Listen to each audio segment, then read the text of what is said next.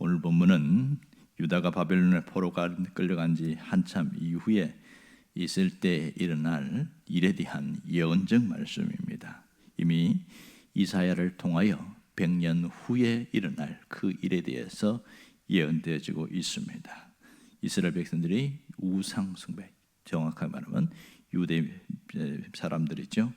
그들이 바벨론으로 끌려가서 70년 동안 포로 생활할 것임을 이야기를 하고 있습니다. 결국 70년 포로 생활이 끝난 이후에 고레스 왕에 의해서 다시 돌아오게 될 것을 약속하는 과정이 나타납니다. 그 과정 속에서 하나님이 오늘 그 중에 한 부분을 말씀하고 있습니다. 오늘 본문 10절과 13절, 14절에 보면 반복되는 단어가 나오는데 두려워하지 말라 이렇게 하는 말씀이 있습니다. 사실 두려워하지 말라고 말을 한다고 해서 두려움이 없어지는 건 아니죠. 여러분, 어떤 상황이나 여건 속에서 어떤 위기나 문제가 해결되지 않으면 여전히 두려움은 반복될 수밖에 없는 것이죠.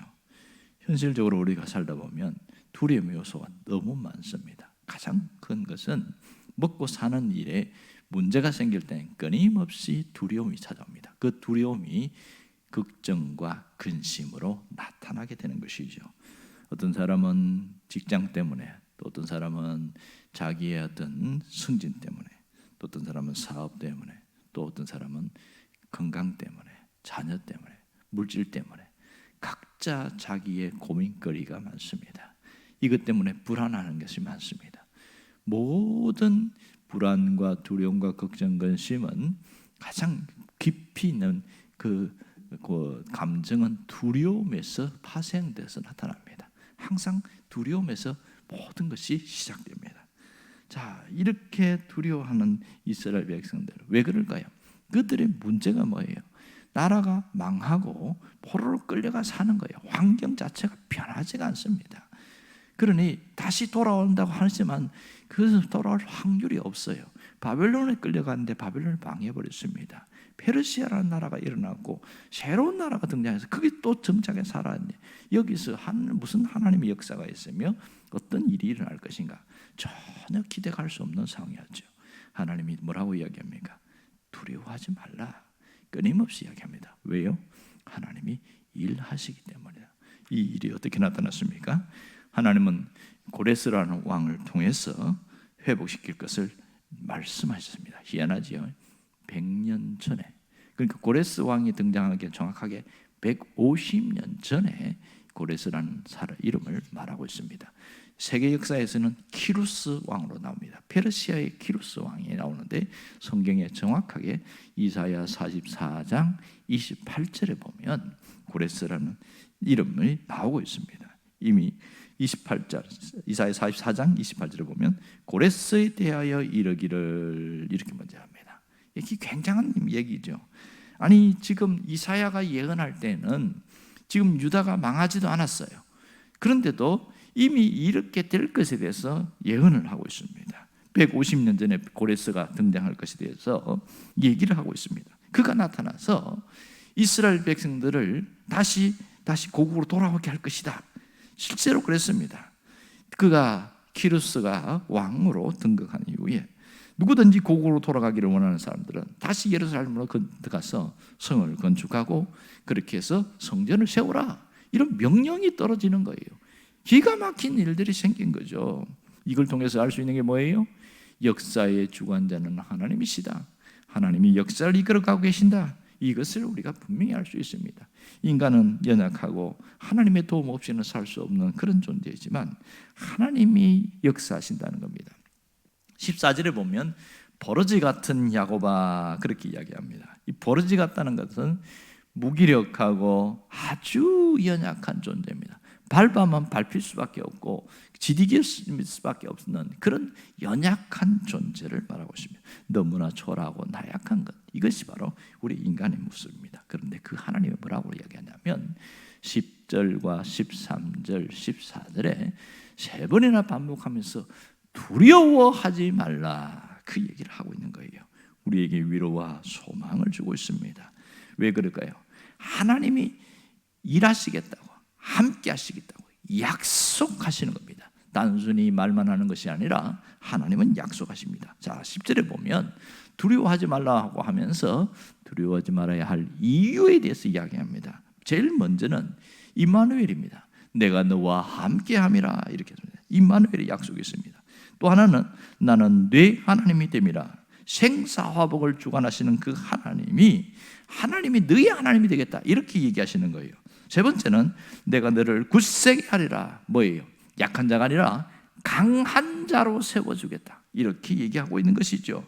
그 다음에 네 번째는 내가 너를 도우리라 그랬습니다. 모든 필요를 채워주시겠다 이 얘기를 하고 있습니다. 하나님의 도움이 여기서 나타나죠. 다섯 번째는 내가 너를 붙들리라. 절대 보호와 안전의 약속입니다. 강한 능력과 권능의 손으로 하나님이 보호하실 것을 분명히 이야기합니다. 이렇게 세밀하게 하나님이 약속한 적이 별로 없어요. 그런데 여기서 끝나지 않고 그 약속의 확실성을 거듭 반복하고 있다는 사실입니다. 그것이 바로 13절에 나오죠. 하나님이 나의 오른손을 붙들고 있다. 그래서 두려워하지 말라. 그렇게 이야기합니다.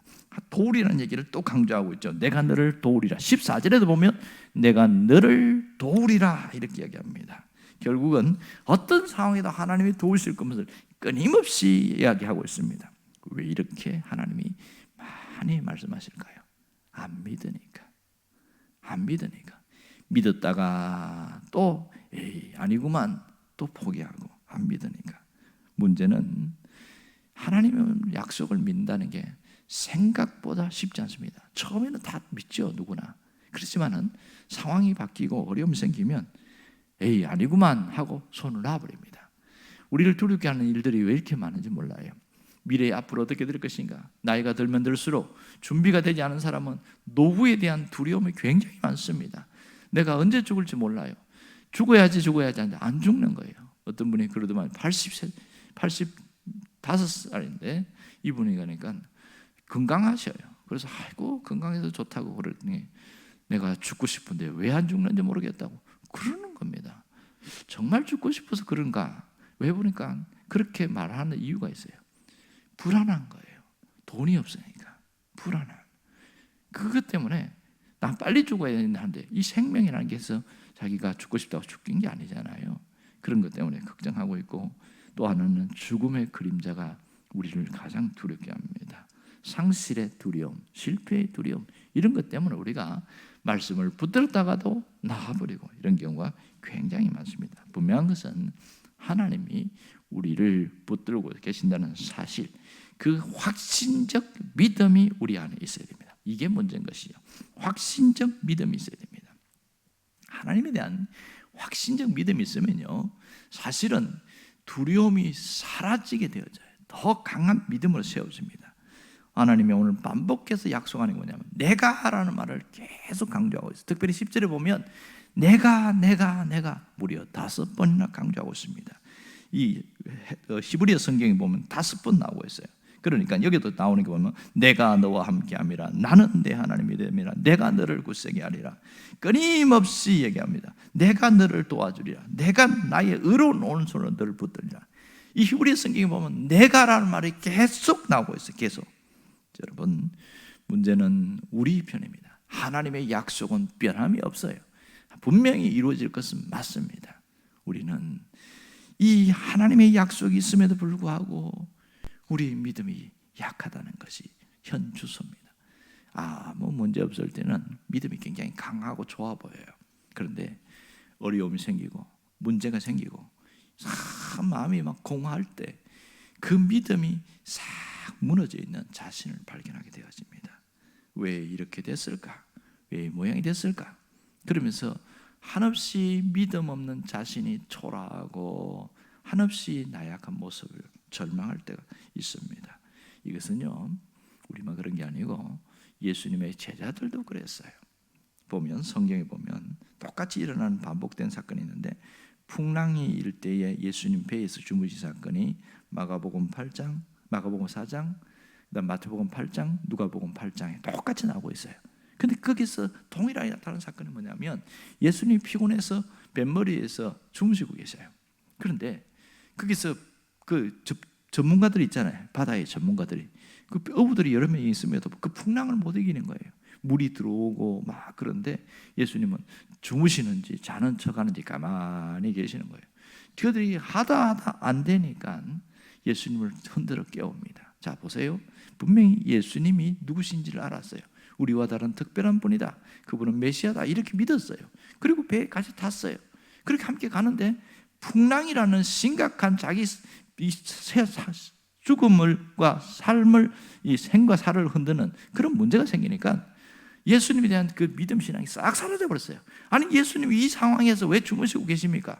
우리를 좀 도와주셔야죠. 막 이렇게 하면서 흔들어 깨우는데 예수님이 딱 한마디 한 게 뭔지 아세요? 믿음이 적은 자들아, 어찌하여 의심하느냐, 얘기합니다. 이 제자들 보세요.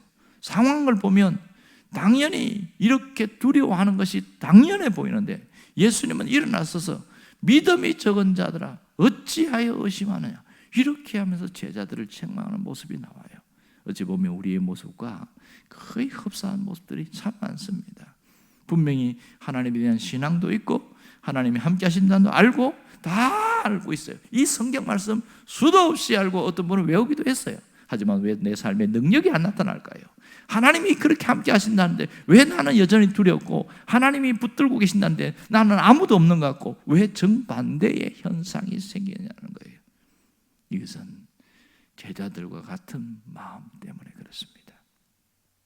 예수님이 일어나서 바람과 바다를 잠잠케 한 이후에 모든 문제의 해결은 믿음에 있다. 그 믿음에 대해서 끊임없이 얘기합니다. 우리도 마찬가지죠.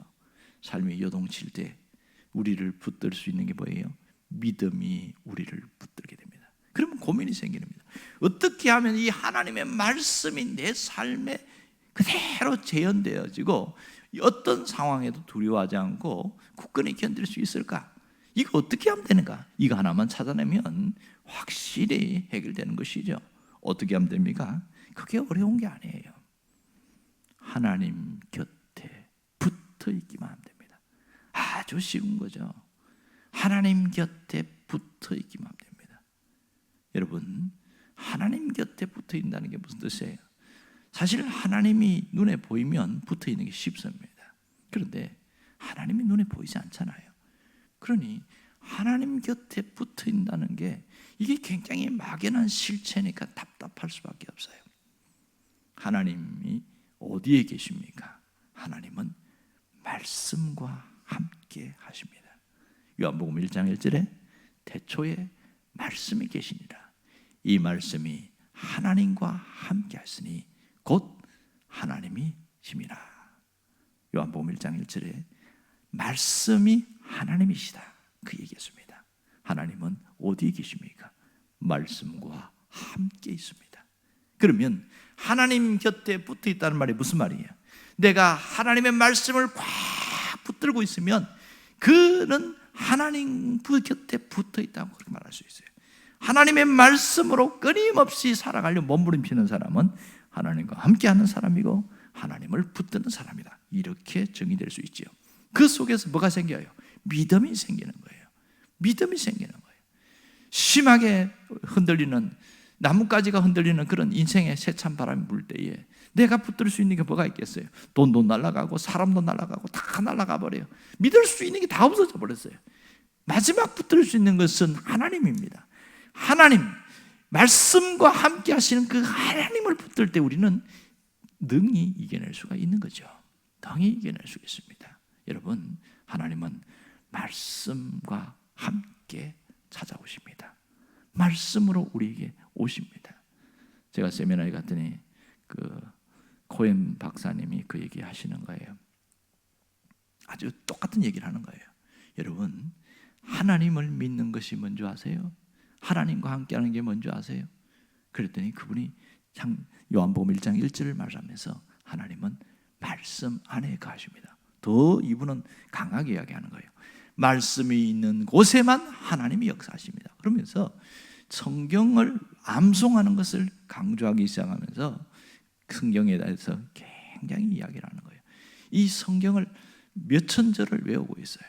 그게 능력이 되고 힘이 되는 거예요. 하나님은 말씀과 함께 역사하시고 말씀 안에서 역사하시고, 물론 하나님은 무소부재하시기 때문에 어디든지 계십니다. 그러나 우리가 느낄 수 있는 하나님은 말씀을 붙들고 있을 때에 하나님의 역사함을 수 있습니다.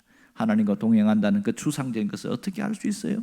내가 하나님의 말씀을 붙들고 갈 때 하나님과 동행한다는 걸 느끼게 되는 거예요. 우리 편에서는 말씀 속에서 하나님 계신다, 그 말을 할 수가 있는 것이죠. 그러므로 우리가 기도할 때에도 하나님 안에서 기도하는 겁니다.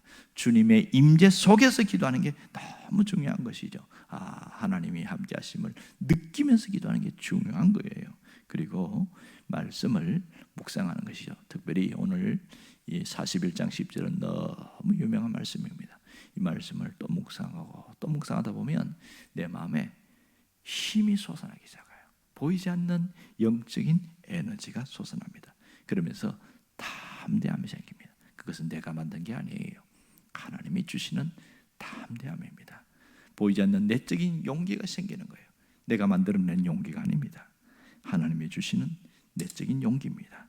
할 수 있는 자신감을 주십니다. 이 놀라운 역사가 말씀과 함께 하시는 하나님이 우리를 붙들고 계시는 것이죠. 여러분, 하나님께서 함께 하심을 말씀을 통해 여러분이 재현해낼 수 있기를 간절히 바랍니다. 기도하겠습니다.